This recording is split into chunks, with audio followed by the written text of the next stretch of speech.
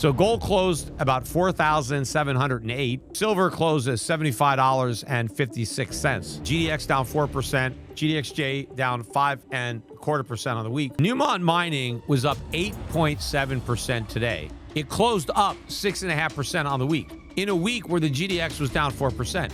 The product that they are selling cost them $1,029 to make. Their average sale price for the quarter was $4,900. 5x margins. It cost them 20 cents and they sell it for $1. And the reason you can sell some gold is there's plenty of buyers who want it, right? And West Red Lake Mines dropped today 17.5%, down to 84 cents. It's almost back down to where I bought it. Something happens to push back something and the market tanks. I love that because what that means is they're not going to sell the gold now. They're going to sell that gold later because the gold's still in the ground. They're just digging it out later. And the reason I like digging it out later is because I know that when they dig it out later, they will get more money for it when they sell it. So gold closed about 4,708 and silver closed at $75.56. But again, these are still great prices. This is all a consolidation of the breakout. Gold is at 4,700. A year ago, it was 3,000. So this is a big move. 2 years ago, it was 2,000, right? So 4,700. And silver, even last year, was still trading around $30 before it really took off. Yes, it's off the high of 120, but it quadrupled to get there. So we're just consolidating. This is noise. I think we're getting ready for the big move up. And again, remember, I got the new app. The Schiff Gold app is now available at the App Store. You can download it. And now you can just buy gold and silver right off the app on your phone. Now, the gold mining stocks were down. GDX down 4%. GDXJ down 5.25% on the week. The quietest part of a rally is often the pause that makes investors doubt themselves. As Peter Schiff points out here, a pullback after a major move can look dangerous even when the larger trend remains intact. What stands out is the gap between stronger bullion prices and weaker mining shares, because that divergence often reveals that institutional money still has not fully committed. When retail access becomes easier through apps, ownership can expand quickly, but convenience alone does not remove volatility. Next, Peter Schiff discusses why this short-term weakness may be masking a much larger move in precious metals. But look at what happened today with Newmont Mining. Newmont Mining was up 8.7% today. It closed up 6.5% on the week. In a week where the GDX was down 4%. And Newmont is one of the biggest positions in that GDX. And let me go over what happened with Newmont, because this is very important. And I own a lot of Newmont personally. I have a big position in Newmont. I've owned it for a long time. And a lot of my Newmont I got just because Newmont bought companies that I owned, and they bought it with stock. So I actually bought some Newmont over the years because I've been buying Newmont for over 20 years, right? And I have never sold it. So you can imagine, right? I got a lot of it. And I got, other stocks. And we've owned it in our strategies. We've owned it in our mutual funds and in our separately managed accounts. But Newmont came out with its earnings. And this is an idea of what is coming for gold stocks, because they beat the earnings significantly. But for the first quarter, Newmont's revenues grew by 46%. Their revenues are $7.3 billion in revenue. Their earnings per share rose 132%. They're earning $2.90 on the quarter, right? So what is that? 290 times 4 times 4. That's $11.06. And how much is Newmont's stock? Let me see. If it's $11, over $11 in earnings, and Newmont is 120, it's about 10 times earnings, right? 10 times earnings. What is the the U.S. stock market trading at? I mean, more than double that about, or, the S&P. You've got like a 50% discount to the S&P. Is the S&P growing earnings like that, or are their earnings up 132%? Think about the margins on this company now. Their all-in sustaining costs to mine gold are now $1,029 an ounce. That's their cost. The product that they are selling cost them $1,029 to make. Their average sale price for the quarter was $4,900. So basically, 5x margins. Right? Their cost is 20% of their sell price. Can you think of any business that has a margin that high where they mark it up 5 times? It costs them 20 cents and they sell it for $1? This is a phenomenal business. And business is just going to get better because the demand for gold is going to keep rising as the demand for dollars keeps falling. More central banks are going to buy gold. The ones that are already buying it are going to buy more. The ones that haven't been buying it are going to start. Yes, there have been some banks, some countries have had to sell some gold recently. Of course, that's what it's there for. It's a rainy day fund. It's a reserve. You get into trouble, right? Oil prices shoot up. You've got a problem. You need some liquidity. Yeah, sell some gold. That's why it's there.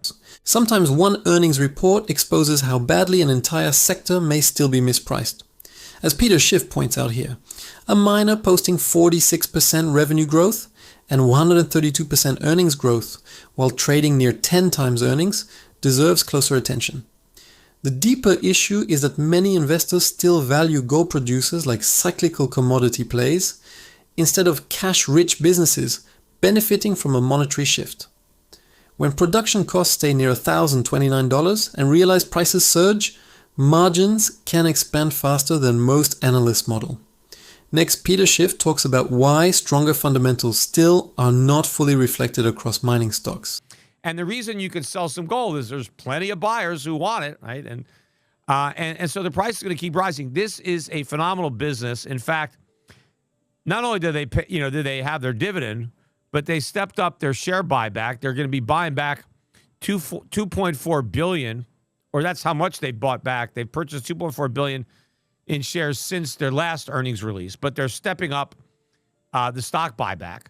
So not only are investors buying Newmont, but Newmont is buying Newmont, right? So this is very good news. The markets are kind of ignoring this right now. But I also mentioned that there's been some acquisitions recently. Some of the smaller stocks that we've owned have recently been bought by bigger companies. AEM bought one of our stocks a week ago. And this really good news going on in the mining sector. Although not all mining stocks got good news. A sponsor of my podcast, my first gold company sponsor, right? I guess it was bad timing, although I don't actually look at it as bad timing because I just started talking about the company. So most people probably haven't bought it yet. But West Red Lake Mines dropped today 17.5%, down to 84 cents. It's almost back down to where I bought it. I bought it for lower than this, but the 52-week high is $1.49. Buybacks inside a neglected sector can say more than any television analyst ever will. As Peter Schiff points out here, when a mining company repurchases billions in stock, management is effectively telling the market its own shares are undervalued. That matters because insider confidence often appears before broader fund managers adjust their positioning. At the same time, smaller miners falling 17% in a single day shows how quickly sentiment can punish even a bullish industry. Next, Peter Schiff unravels why sharp pullbacks in junior miners can create opportunity when most investors only see fear. So this is a nice pullback. It went down because they had a guide a little lower, but they're just ramping up their production. This is an early stage company that's just transitioned from exploration and development to production. This is where the company has been de-risked significantly from when it started, and it's in the transition phase to becoming a much more valuable producing company. Obviously, during that stage, there's going to be some bumps, but I think these are opportunities to buy these pullbacks. In fact, I'm probably going to buy some more. And in fact, a lot of the gold stock positions that I have, over the years, I've accumulated a lot of my stock on big pullbacks. I wait for that. When there's bad news, I buy into it because I know how mining works. You get bad news sometimes, you get good news. And other investors are very fickle. They're very short-term focused. Their momentum, they get a little bit of a bad news. In fact, one of my favorite bad news sell-offs to buy in is something that slows down production, something that delays production. There was an accident at the mine. They have to close it for 6 months, or something happens to push back something, and the market tanks. I love that because what that means is they're not going to sell the gold now. They're going to sell that gold later because the gold's still in the ground. They're just digging it out later. Short-term disappointment often creates the exact entry point long-term investors wait for. As Peter Schiff points out here, a production delay can crush sentiment even when the underlying asset has not changed at all. The market usually reacts to reduced quarterly guidance without asking whether that gold may simply be sold later at a higher price. That difference between operational noise and permanent damage is where disciplined investors separate themselves from emotional traders. Next, Peter Schiff discusses why temporary setbacks can sometimes improve the long-term value of a mining position. And the reason I like digging it out later is because I know that when they dig it out later, they will get more money for it when they sell it. So I don't care. I love those opportunities to buy. I do the same thing with, tobacco stocks. Whenever there's bad news, somebody's suing somebody, the FDA comes out, Surgeon General says something, right? The stocks tank. Philip Morris International, British Tobacco, just buy. It's gonna come back. And in the meantime, you get great dividends. There's some of the best dividend payers out there because people don't stop smoking, right? They know it causes cancer and they smoke anyway, right? So they're stuck, right? If you know something causes cancer and you do it anyway, that's a good customer, right? That customer's sticking around. So they're good businesses. We own some of these stocks too. Same thing happens to oil companies sometimes. There's bad news, stocks go down. I love buying good companies on bad news. That's how you get a break, right? So all of a sudden people are scared, they're selling. So I think that's what's happening with West Red Lake. In fact, I don't know when they have another commercial going, but they trade in Toronto. But I don't want to give out the WRLG, Vancouver, is the symbol. I always buy it with limits, though. All these stocks I buy with limits, and sometimes I put them below the market. I like to do that. The market often rewards patience more than perfect timing. As Peter Schiff points out here, panic selling can temporarily disconnect a company's share price from the value of what it still owns underground. That same pattern shows up in other unpopular sectors where headlines create fear, but the underlying cash flow remains intact. The key difference is knowing whether bad news changes the business or simply changes investor emotion for a few weeks. Next, Peter Schiff talks about why position sizing matters just as much as spotting value during these sharp sell-offs. But the way I look at it, I've got a much bigger position in Newmont than I do in a stock like West Red Lake Mining because it's significantly less low over time. Whereas in West Red, it could lose money. But on the other hand, the upside is far greater. Now you say, well, why, if the upside is so much greater in West Red Lake, why do I have a bigger position in Newmont? And that's because there's less downside. See, I don't want to lose a lot of money. So I'll have a smaller position in a stock that could go way up, but I'll have a bigger position in a stock that's less likely to go way down, right? That's, and of course, every once in a while, it's like, shit, why didn't I have more money in that? I have one stock that I own that I got almost 100 times my money in. And I keep saying, why didn't I have more money in that one? Right? I made a small investment. Now it's not a small investment. Something goes up 100x, even if you put a little bit of money in, it becomes a big investment. But when I made the investment, it wasn't that much. Now, it's not a mining stock. It's an AI stock. Although when I bought it, I didn't even know what AI was, and neither did anybody else, because I've owned the damn thing for 10, 20 years. But it didn't really start moving up big until, 4 or 5 years ago. The difference between speculation and discipline usually shows up only after markets turn lower. As Peter Schiff points out here, position sizing matters more than chasing the biggest possible return, because protecting capital is what keeps investors in the game long enough to benefit from compounding. A stock with 10 times upside can still damage a portfolio if the downside is ignored in a volatile cycle. Many retail investors focus on winners they missed instead of the risk they avoided. Next, Peter Schiff discusses why spreading risk can matter more than finding a single perfect stock. And then it got caught. Now, I'm not telling other people to buy it because it's gone up so much. But for all I know, it'll keep going up because I haven't sold it, right? I don't want to get off this train, but we'll see. And every time, it's been pretty volatile. But West Red Lake, it's got a lot more risk, but it's not a lot of upside. You put less money into it. And I own a lot of companies like this, right? So I spread my chips around on these higher risk companies. But I have much bigger positions, individual positions, in companies like Newmont and Franco-Nevada and Wheaton Precious Metals and Alnigo Eagle and Barrick, right? Those have very big positions because I'm not worried about losing money there. I have no fear at all. I just want to get out of the dollar. I want a solid stock. But again, most people, the best way to diversify, just buy my gold fund. Then you get everything. Simple, easy peasy. You buy the Europe Pacific Gold Fund, go get the prospectus. Yes, there's risk there, but we diversify a lot of the company's specific risk away. In fact, pretty much all the company's specific risk is diversified out when you've got a big pool. But what we don't do is just buy an index, because I have confidence that Adrian Day, who manages my gold fund, that trusting his judgment, who've been doing this for 40 years, I'd rather have him just buy the good stocks, the stocks he thinks are good, and ignore the ones that he thinks are bad, than just buy everything, because everything's not good. Diversification sounds simple until investors realize not every basket protects them equally. As Peter Schiff points out here, owning several mining names is not the same as blindly owning an index, because weak companies can quietly dilute the strength of the better operators. In many commodity cycles, capital flows first into the largest producers before filtering into smaller explorers with higher risk. That means stock selection can still matter even inside a bullish sector.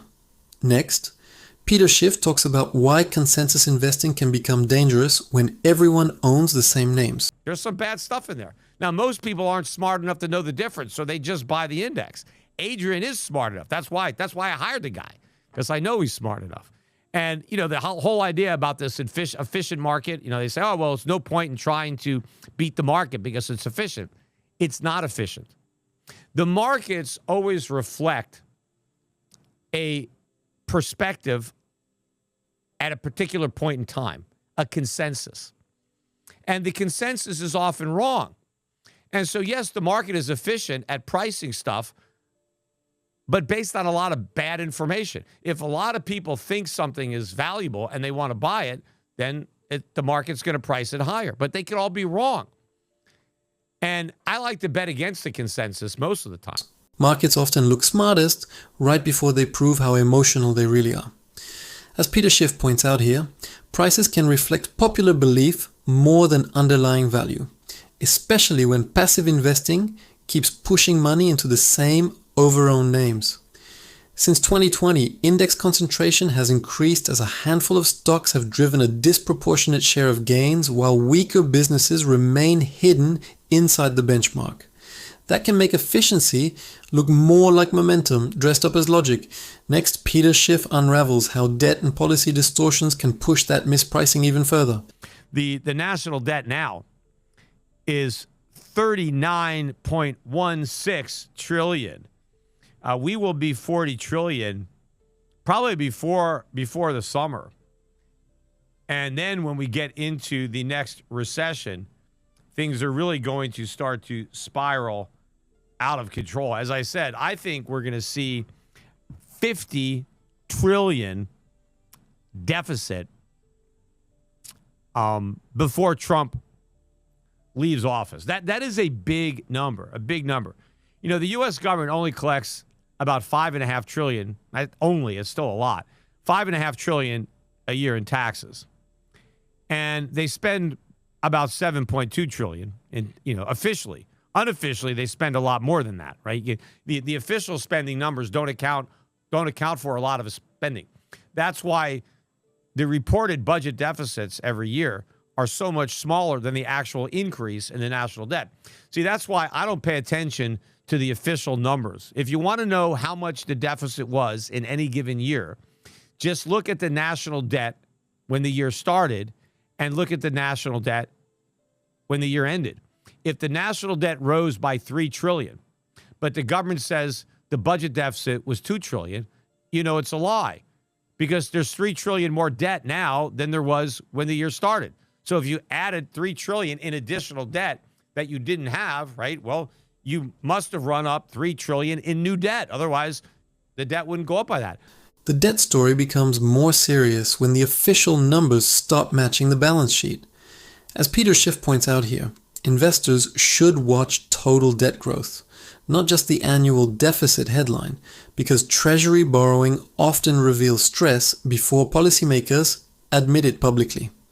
When debt climbs faster than tax revenue, the gap usually gets filled through more issuance, lower purchasing power, or both. That matters because bond markets eventually price in credibility, not political promises. Next, Peter Schiff discusses why hidden government spending could become the next pressure point for gold. But they have all these expenditures that they don't count because they say, well, they're non-recurring, except they happen every year. And it may not be the same thing like disaster relief, right? That's non-recurring. Oh, yeah, well, we're not going to have that particular disaster every year. Yes, but every year there are going to be disasters. And if every year you just don't count the spending because, it wasn't specifically budgeted, but you know it's going to happen. Every year it happens. And there's all kinds of things that they don't count because they say they're not, we don't officially include it as a line item of expenditure, but it just happens. So the whole thing is dishonest. But the deficit is soaring, and the war is going to make it worse. And Trump has said he wants to increase military spending by 50%. Right? He wants to take the budget up to $1.5 trillion. I remember when his Secretary of the Treasury, right, was asked on national television, Meet the Press, how are you going to pay for this? Are you going to raise taxes? He laughed it off and then said, what a stupid question. Of course we're not going to raise taxes, right? We're just going to borrow the money. We're going to print the money. We're going to have more inflation.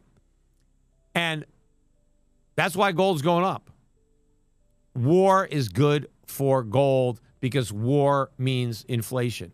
And you get into a war, you never know where it's going to take you. It always goes to places that you never intended, right? The war is already taking on a whole new dimension. Temporary spending has a way of becoming permanent once markets stop paying attention. As Peter Schiff points out here, governments often label recurring costs as exceptional events, which can make deficits appear smaller while the long-term inflation risk keeps building underneath. History shows that military expansions and emergency programs rarely stay inside their original budgets after they begin. For investors, that means currency purchasing power can weaken even while official messaging sounds controlled.